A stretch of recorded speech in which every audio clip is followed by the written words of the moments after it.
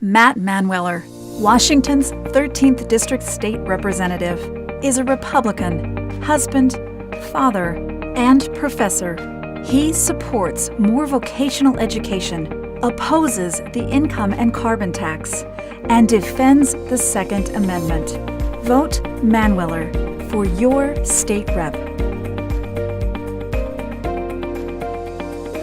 I'm Matt Manueller. And we approve this message.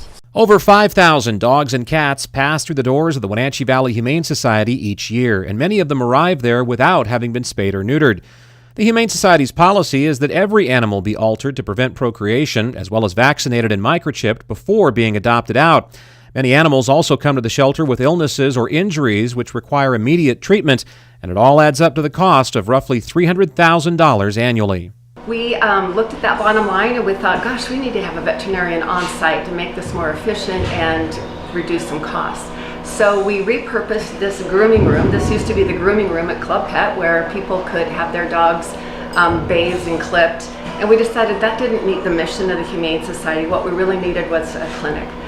The Humane Society opened its makeshift clinic at neighboring Club Pet last year and also uses it to offer low-cost spay and neuter services to the public as well. Now the Humane Society is looking to expand its veterinary operations into a permanent space, which they hope to begin construction on soon.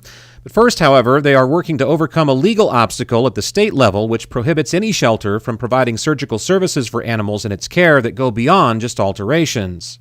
So as it is right now, we know that we could keep the clinic full and operating if we only offered spay and neuter, microchip, and vaccination.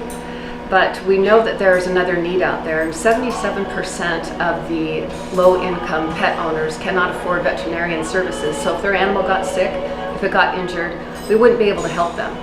We're hoping that with this new state bill that it would open us up to be able to provide some more services to those people who can't afford them.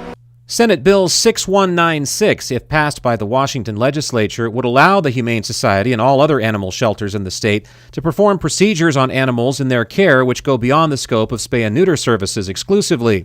Davies is working with several advocacy groups in hopes of getting the bill passed early next year, with the eventual goal of minimizing the ratio of euthanizations for the sake of economics and increasing shelter release rates to over 90% statewide. A larger clinic facility for the Humane Society locally would also increase the speed at which newly adopted animals can be altered and go home with their new owners. Davies says planning for a physical model of the desired clinic facility is already underway, and initial approximations project its cost at about $250,000. Reporting for iFiber One News, I'm Chris Hansen.